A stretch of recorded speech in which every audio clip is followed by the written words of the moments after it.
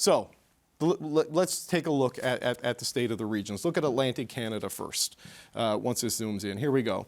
4 provinces. Right now, there's 32 seats. It's 24 Liberal, 8 Conservative. Quick thoughts, Fred, starting with you, on the state of play in this region.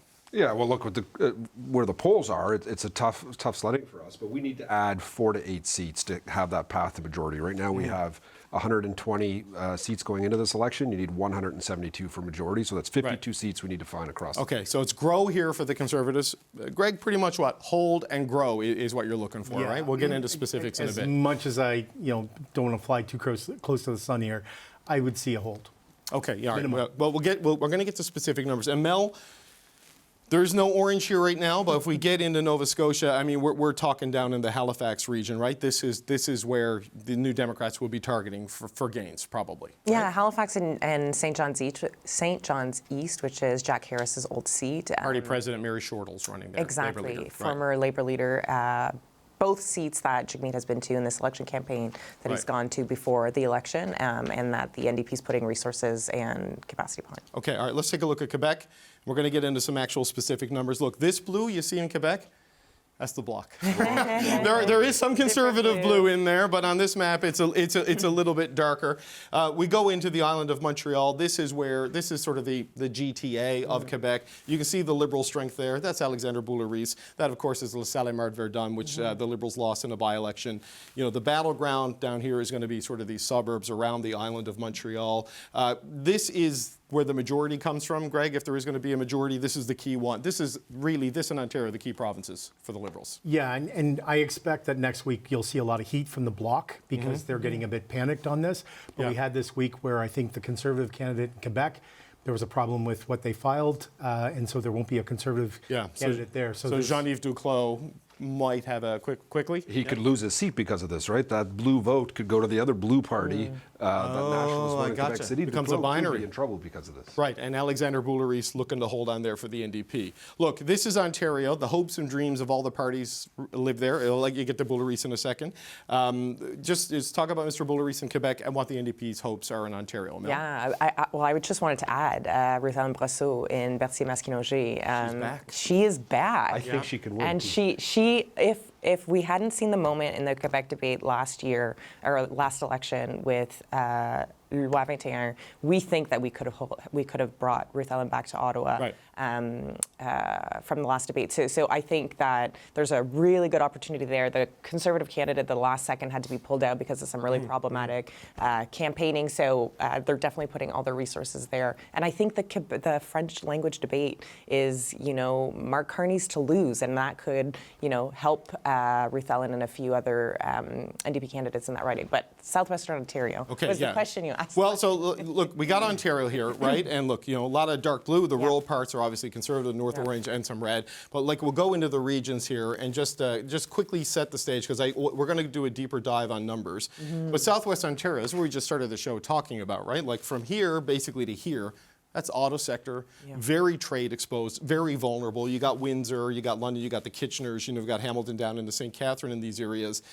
This is the three-way fights, right, in Ontario. So what is happening with Trump really affects this area. And then when we get into, well, let's just have a look at Toronto and the GTA, if I can get it to work. Look, this is why we call it vote-rich Ontario. This is Fortress Toronto, which the Liberals have always held. That, of course, is Toronto-St. Paul's, which was the breach by the Conservatives. And then this 905, this is, the key battleground for the Conservatives. It's what Doug Ford just cleaned up in Ontario, right? Exactly. That we need to in this election. Exactly. All right. So that's Ontario. We're going to get into the prairies now. It's going to look pretty consistent once I get the map working properly. Look, this is Manitoba. Blue in the rural, orange in the north. You get into Winnipeg, you got a mix of red and blue, red and orange, excuse me, and we'll see how that plays out. Saskatchewan, with the exception of Desnethe, is blue, but again, this in the last Parliament was held. Gary Vidal was the Conservative MP. He's not running again. This got restructured, so this is all blue in the actual House of Commons, but just for the way the votes were transposed, we're looking at that. Of course, Alberta, the Conservative heartland, blue right now, but here are the key battlegrounds, the urban centers of Calgary, where there is one Liberal right now, and of course, up in Edmonton, the stronghold of the provincial NDP, you see a couple of federal NDP, Heather McPherson and Blake Desjardins, and then quickly the north is split 2-1. We get into British Columbia. We're going to spend a lot of time talking about this because, look, you've got orange in the north and on the island with a little bit of green down there. This is kind of the ball game, though. The lower mainland, the greater Vancouver area. You can see you've got blue, you've got red, you've got orange. This is more of a red-blue fight down here, and this is more of an orange-red-blue three-way battle up there. So that is where we are right now. For the Liberals to win, and we're going to start there, Greg, in our exercise on the majority, it's Atlantic Canada, Quebec, Ontario, and British Columbia. So we're going to get the magic finger going here with the pen, and we're going to click on the red color because we're going to talk about the Liberals for a little bit. So, Greg, let's look at this. We talked about Atlantic Canada. It's 24-8 for you right now. What is the number you need to see on election night from Atlantic Canada that has you feeling good on the path to majority on April 28th? I promised myself I'd be small c conservative on these, but the campaign wants to see it has to be a hold. It's it's low 20s and it's 24 right now, so you need to see at least that coming out of there. Okay. And I remember working election night in 2011 where our numbers were nationally what they should have been in Atlantic Canada and a bit of Quebec. So it's a huge start. Okay, so 24, we'll put that there. Is that where you want to stick with? That's the floor. 24 plus, that's what you're talking about there. Quebec, 78 seats in the new parliament. You have 32 right now with the transposition and the loss of Les Verdun. What do you need to see in Quebec? What's It your has number? to be low 40s. Low 40s?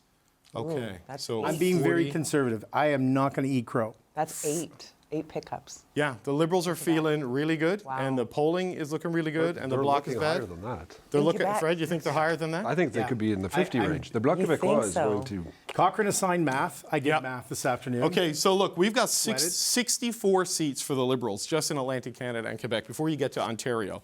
122 seats in Ontario. Corey Tonight has been telling us for weeks, Greg, that you're ahead by double digits there. Doug Ford, his pollster tells you that. You have 76 seats right now. What's the number you need to see? Again, being very conservative here, but it's going to be around 80 before you start heading west. Okay. And So it's 80? 80 plus? 80 plus. Okay, 80 plus. Okay, we're going to write it up here. Okay, so we get to the Manitoba border, and we are at 144 seats for the Liberals. That's your majority, guys, 172. So, Greg, you got to find 28 seats. It's harder here. It gets a whole lot game. harder. This is where the math gets harder. And like this is a good message that there's still a lot of work to do. Yeah, like so, this is your traditional strongholds. You've rebounded here. So we get to Manitoba, 14 seats, 4 of them right now Liberals, 7 Conservative, and 3 New Democrats. What's your number in Manitoba? Well, it's more across the prairies. Sure. And I was going to use my cheat sheets and apologize, but I look at empty desk, empty mind, I guess there, David. But across the prairies, you're looking like they've got to have at least 10. And then there's Have at least 10. Okay. And then there's some other reasons too.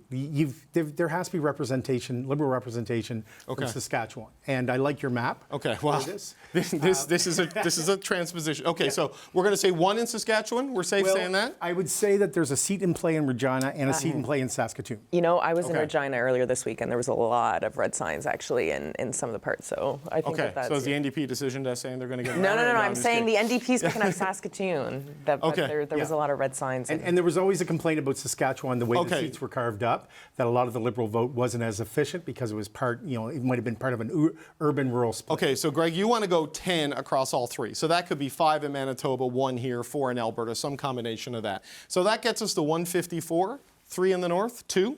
Sure. Okay, so we're at 156. That means you need to win 16 seats in British Columbia. There are what? There's 43 seats in BC, 14 of them right now are Liberals, so you need to pick up 2. So it's 16 in BC, and I that would gets say you there. We're probably 18 to 20 in Okay. BC based on some conversations I had with folks there. Okay, quick thoughts on this. Anyone think these numbers are unbelievable? Too high, too low? Your thoughts, Look, if Fred? the election was today, I think Quebec is one of those places where the Liberals could win a lot more than the 40 that's there. But again, the election's not today, so we'll see how the French debate goes and how things could shift. Okay. Mel, your thoughts on that? Do Yeah, you think this is realistic right now? Yeah, I Yeah. guess the polling. Again, the national polling and the riding by riding numbers are very different. So I'd be interested, like we would need like a regional breakdown of whose seats are you going to pick up, particularly in places like British Columbia and in Quebec. But yeah, But it shows you how tough it gets for the Liberals once you get to on Manitoba, the other side right? of Ontario. All right, so Fred, because the majority plays are Liberal and Conservative, we're going to do your side now, get your projection. We're going to start in British Columbia. So 43 seats. Okay, we're going to go west-east here. I'm going to skip Ontario because I kind of want to do the math. Skip Ontario. Well, I'm going to end on Ontario. Okay. Because look, you're going to run up the score out here. You need some things to happen here, and then All right, so ball for the game is show, Ontario. okay. So let's drama. look. And I may have to change the color of this because the blue. We'll see. So let's look at British Columbia. 43 seats. You've got 15 right now. What's the number you think you not what you expect to see? What, if you're going to win a majority government, you think you need to see in British Columbia? 21. 21, okay. So we got 21 right there. 37 seats in Alberta. You own currently 34 of them after transposition. What do you need to see in Alberta? 36. 36, so you really need to grow there. Okay. 14 in Saskatchewan. 14? Well, this Nethy's tough, and there is that Regina riding that I'd be very worried about. So I'd say 12 to be 12? You would feel good with 12? Okay. This I is mean, look, it sucks we've swept that province the last 2 elections in a row, so it Yeah. would not be great to lose seats there, but it's right. that's the math still works. Okay, so you've got a nice run going here. You've got 69 before you get to Manitoba. What do you need in Manitoba? Right now, of the 14 seats there, you have 7. 8. 8? Okay, so that's 77 seats in Western Canada. A reminder, 172. So let's go to Quebec. Just jump over Ontario because that's the ball game. I just want to show what you need to have there. So Quebec, you have 10 of the 78 seats. What do you need to see coming out of Quebec? 10's a great number for Conservatives in Quebec, so hold it at 10. 10? Now, we could win 2 more, but I'd say 10 is Okay, so that's 87 seats. So then we go into the 32 in Atlantic Canada. You have 8. When Stephen Harper won his majority government, I think he had 11. He had 11. I'd go with 10 for this one. You go with 10. Okay, so Fred, that's 97 seats. Yep. We need 75. You need 75 in Ontario, and right now you have 41. That's a tough number. That's a lot of rallies. That has always been the path. The GTA, the Peel region, that has always been, there is no way we could ever get a majority without 70 plus seats in Ontario. It's 1/3 of the country. Yeah. It's, that's where the battleground is, Southwest Ontario and GTA. That's the fight. That's where all the resources are focused because that's where the bulk of the seats are. Okay, so that's what it takes to get there. I mean, Mel, when you look at these numbers, 10 in the Atlantic, you know, that means Cliff Small holds, you pick up Jaime Batiste's seat maybe in Nova Scotia. Maybe you take Lawrence Macaulay's old seat as a Cavendish in Prince Edward Island. You Sean pick Fraser, up where I wasn't able to beat him, but maybe exactly. They've been on a losing streak there since Fred ran. But this is the spot though, right? Like we're talking GTA breakthrough, Mississaugas, Brampton, all of York region, you know, 100%. Durham, the eastern thing. Yeah. You know, Mel, you know, when you look at, and I'm not trying to magnify the NDP's challenges, we're going to speak of that in a second, but Southwestern Ontario, challenge because of what's going on there and you know the ability to get back into the game in the heart of Toronto. What are your thoughts on the Conservatives and a path to 75 in Ontario? That's a lot of pickups. That'll be hard for sure. And where the numbers are right now, I don't see it happening. On a lot of 3-way seats, so you need. Used to be 3-way seats. Well. Right? Well, I mean, historically, but there has been a significant drop, and that Yeah. actually makes it harder for us in many areas because where's that vote going? It's not necessarily coming to us. Like, I look at this, I think you could be a little bit higher there. You know, look, maybe you get one in the north, you know, so that maybe that lowers that to 74. Who knows? The northern riding sometimes split strange. But, you know, that can get higher with vote splits in the lower mainland, you know, if the NDP come back and cause splits there. If you're getting 75 in Ontario, you're getting more than 21 in British Columbia. But this just sort of shows, Greg, the toughness of the Conservative position right now, right? When you're down 6 or 7 points at this stage in the campaign, your leader's polling below the party, and, you know, the ballot question has shifted so dramatically from when you developed your campaign plan. We're going to see Pierre Poilievre probably in the GTA for days and days and days on end. And he may endorse the NDP. You know, because he's put out a few NDP policy pieces this week. Not gonna lie. So. But that's really what they need, right? Like that's part of the challenge for them is the collapse of the NDP vote, has not been an asset to the Well, and the BQ vote, right? Because that puts your number at 40 and yes. maybe higher, right? both. Yeah. Right. But so how then do you counter that, Greg, to make sure, because there are issues that are specifically difficult for the Liberals in the GTA, Gaza, for example, what happens with the Muslim vote, affordability and crime in the GTA. Like, what do you do to guard against the possibility of a 70-plus seat Conservative there? Whatever I would have said before 5 o'clock Eastern today is now changed by listening to Lana Payne's interview with you. And it's very sobering to hear about the job losses at General Motors. And I think I said this 2 weeks ago about the start of the campaign. I understand that there are campaigns that you have to talk about other things. There are other issues. There's things you need to do. But I would hazard a guess that going into Easter, there's a lot of people in Ontario especially that are looking at things pretty closely about what's going to happen to their future financially. This is a huge impact. So I think it's real, everything is wrapped into that. You can talk about the tariffs, but it's the other impacts that Trump is doing on the worldwide economy that is impacting everybody, our retirement, our pensions, everything. Yeah. So, BC is the least trade exposed province, but they trade heavily with Europe. And if China and Japan and Korea and everyone getting hit, the BC economy gets hammered, right? So I'd answer that as opposed to countering something. There was criticism of Prime Minister Carney being the Prime Minister today and dealing with this. And again, things move so quickly right now. I think he, in retrospect, he did meeting with his Canada-U.S. committee is exactly what he should be doing right now. And on the pure politics side of it, absolutely he should be. Yeah. This is an election right now, and when you're using your office to do this, you have things to do. There's major world issues and things that affect the country. You need to be doing. Premier Ford did it as well because he had to. Right. So let's just though talk. I want to go back to southwestern Ontario. A lot of blue down there, right? Like Oxford is where Ingersoll is, right? And that's where the CAME plant is. You get down to the Windsor area. There's kind of everybody is in play down there. London, there's auto plants all throughout this. Mel, I just wonder with the move Jagmeet Singh made this week, like his language was going there, right? Like it's been going there, and then the video came out last night, and then the formal pitch and explanation for it. I mean. How does that play? We'll talk about BC separately. How does that play here?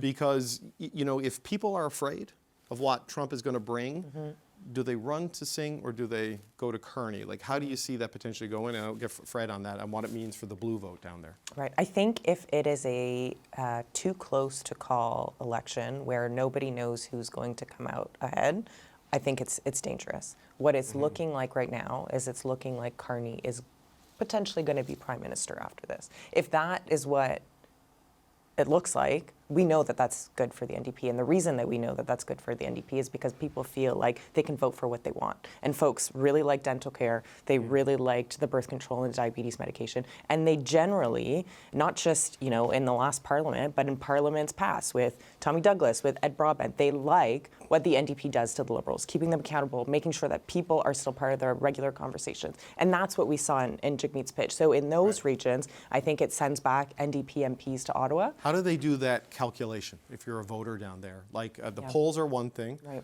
Poilievre still has these rallies with thousands of people, so the physical manifestation of strength is there, even if the polling tells a slightly different story.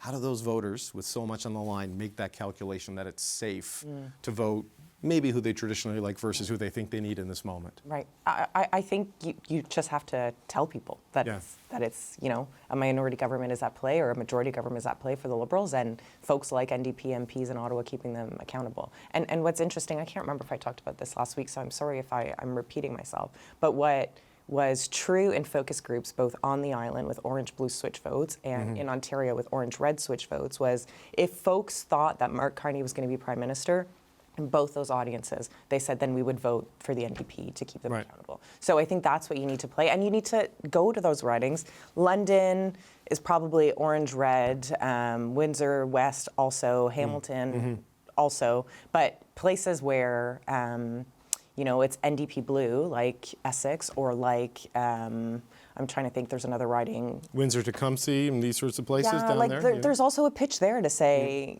if you want to beat the Conservatives in this riding, it's not actually the red team that's up and fighting. It's the NDP, and there's a lot of those ridings in Canada, and I think that that's also part of that strategic vote message. So Fred, on that, I mean, there's the challenge for the NDP trying to sort of sustain critical mass right now is really Jagmeet Singh's pitch, and viability and relevance to the parliament. But down there, this 80 number that Greg says would make him very comfortable if that's what the Liberals got in So Ontario. they have to pick up 2-3 seats? They need to pick up like 4, but that could go a lot higher if the NDP Liberal vote coalesces in auto country, right? So what are you watching for sort of in that as you get down near Detroit, for example? Go back to the 2015 election when the NDP were the official opposition going into that. They had around 100 seats or close to it. And that was a message that they coalesced behind us to get rid of the Conservatives then. And it went the other way. It was the Liberals. A lot of ridings, and riding I ran in against Sean Fraser. The NDP disappeared off the ballot and it went right to the Liberals.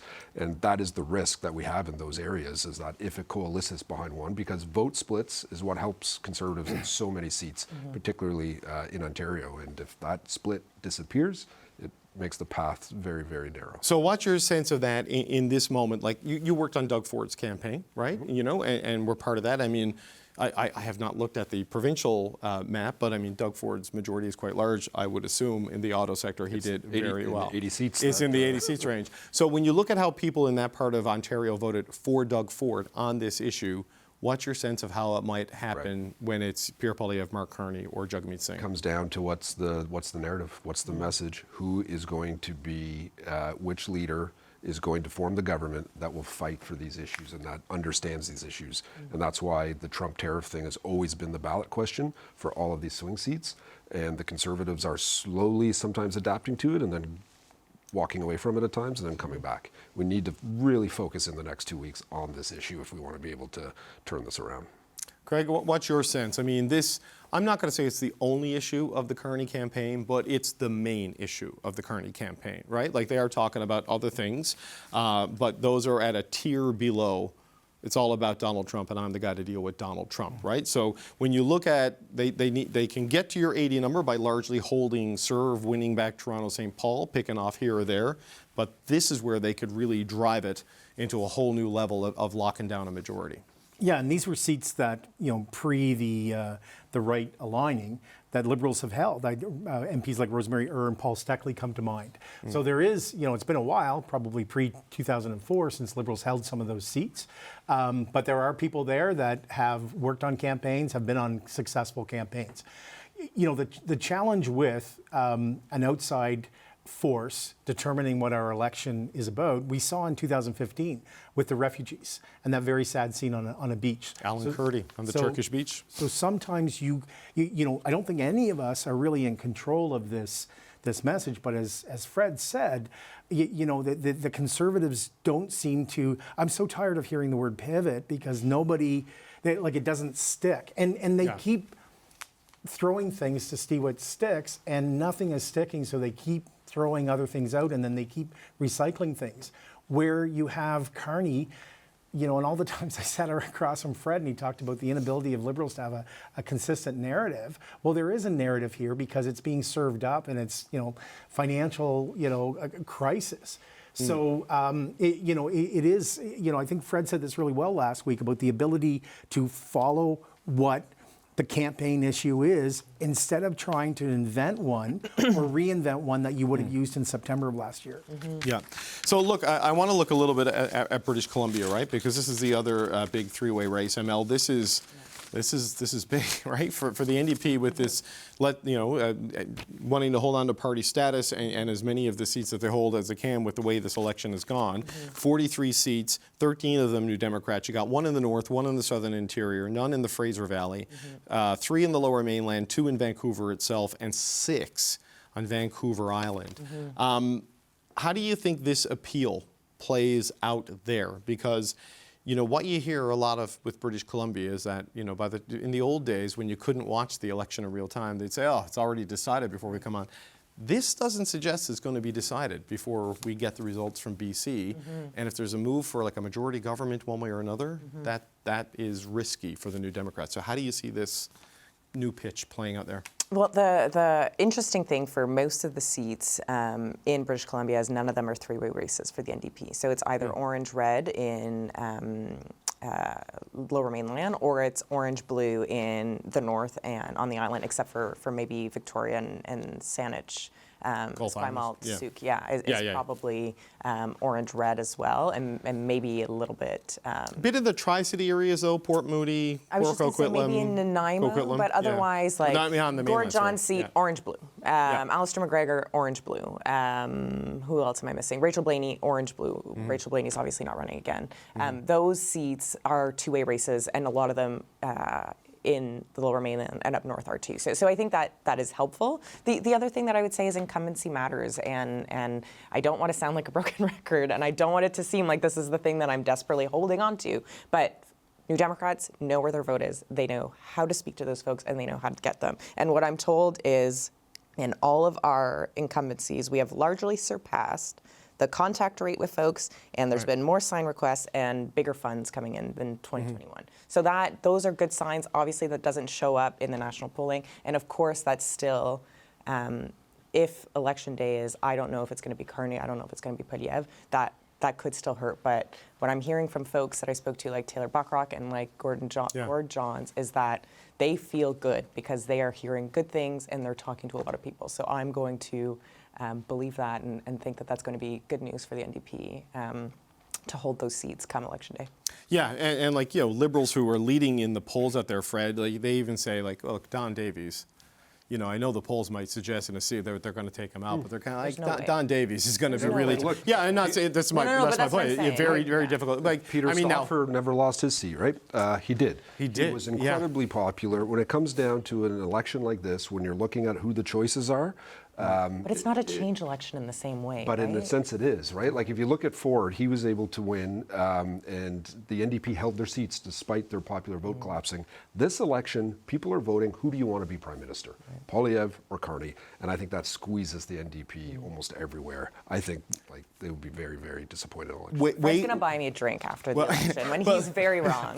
Well, look, just waves are very unpredictable, right? Like, you go back to the Orange Wave in 2011, right? Well, and you mentioned Jack Harris in St. John's East. In 2015, I covered Jack Harris when Brian Tobin was going to sweep the province and Jack won. And then Danny Williams is going to sweep the province and Jack won. And then Justin Trudeau swept the province and Jack lost. Well, right? And that was just boom. I think that's actually the election where we met, because I was doing the provincial election that was like 3 days after the federal. And everywhere we went, when people were like, why are you here? I'd be like, oh, well, I'm here to help the NDP in the provincial election. And everybody said, oh, too bad about Jack. I wish he would have won. And I said, well, did you vote for him? No. So it would be like, well, this is how these things happen. So I do get those points, but I think it'll be okay. And because St. John's is a small place, Jack Harrison went to school with my dad, and he was my dad's lawyer for a while.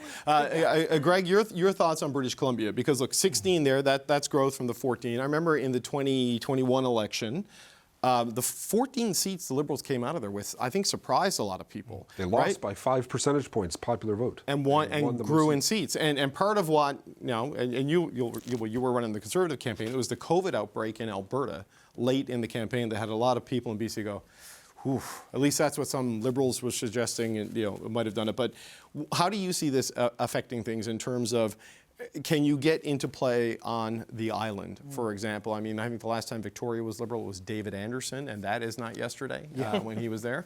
What are your hopes and dreams for Vancouver Island, other than maybe retirement down the road? and I know some lovely people there, but I think Mel's summary of what the race is on the island is pretty accurate, in terms of blue-orange. But the other big takeaway is, before I get to that, is, if this was December, I would have written off BC for the Liberals.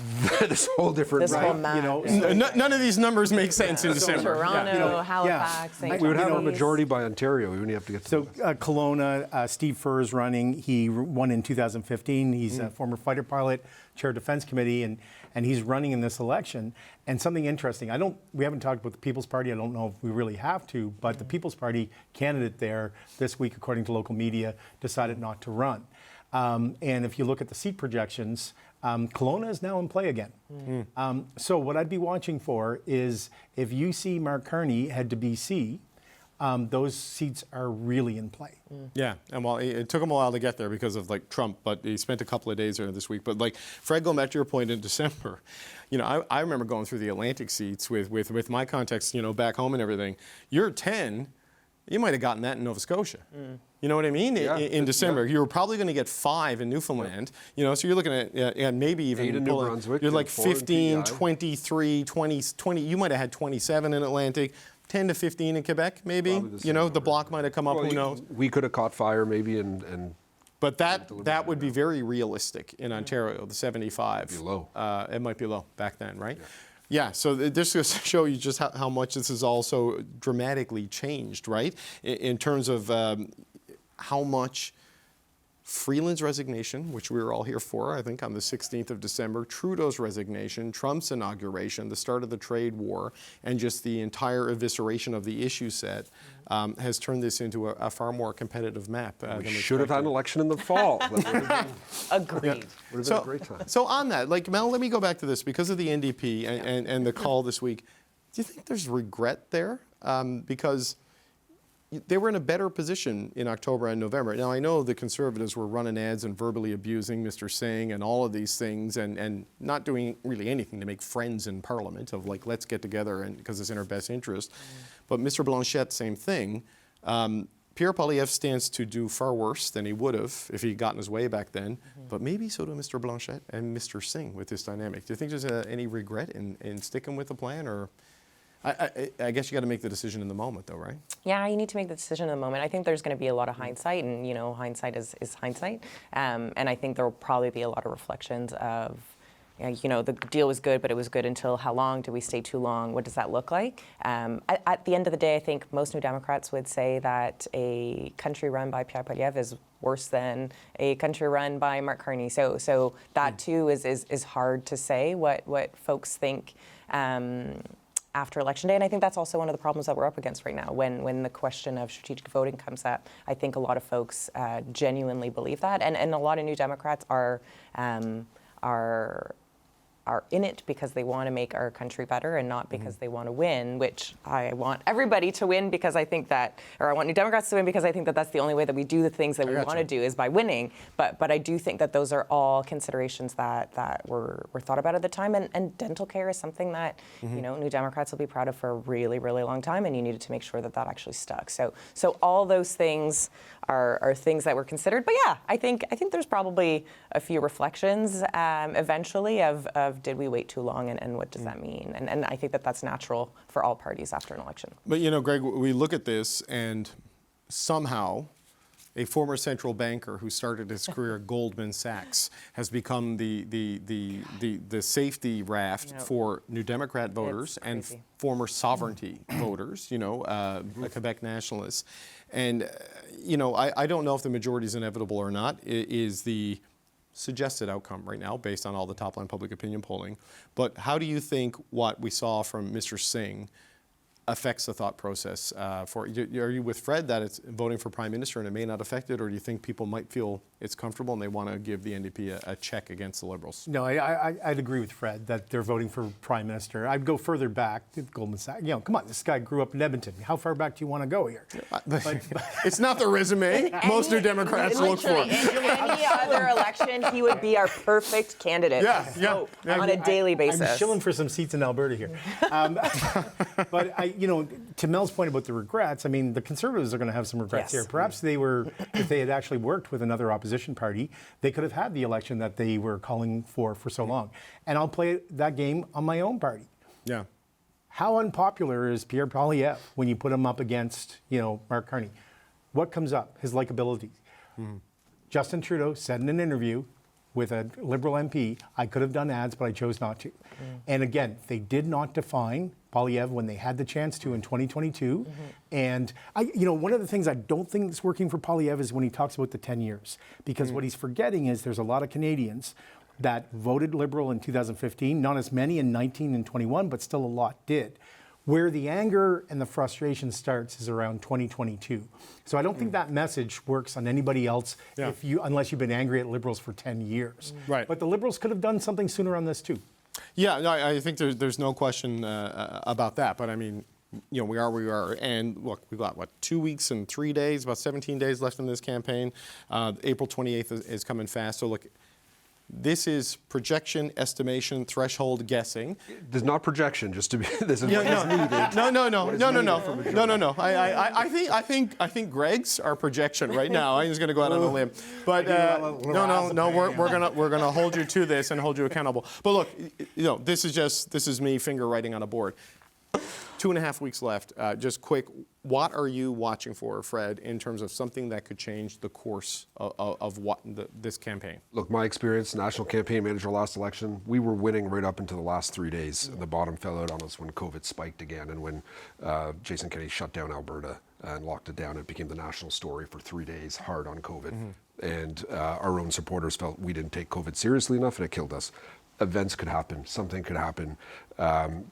The biggest event is Trump, and every party needs a solid message that they can get out. There's a million issues to talk about, but the most volatile part of the electorate is Trump focused. And if you're not hitting on that chord, you're not winning. Greg? So I know there's a lot of talk about the debates, and I remember the very famous Corey Tonight quote, I think it was, about if Justin Trudeau came up with pants on. Don't mess around with expectations on that. I think Carney did a good job. Chef saying, my French is at 6 out of 10. I think he's set the table in that.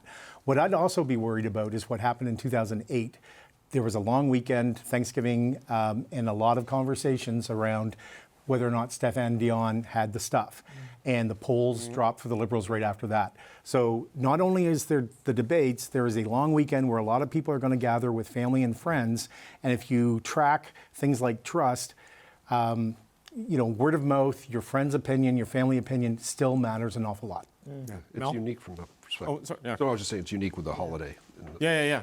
It's another variable in an election full of them. Mel, what are you watching for? I'm really looking closely to the French debate. I think you can really, I hear you on the French language. I don't think people are worried about him not being able to speak in French. I think what people are worried about is he doesn't understand Quebecers. And at Chef, it seemed like he wasn't understanding what he was being asked. And the ability to connect to culture and the ability to understand what the Quebec situation is different. I think that's where it could get hairy, and it could get hairy quickly, particularly with somebody like going up against Blanchette.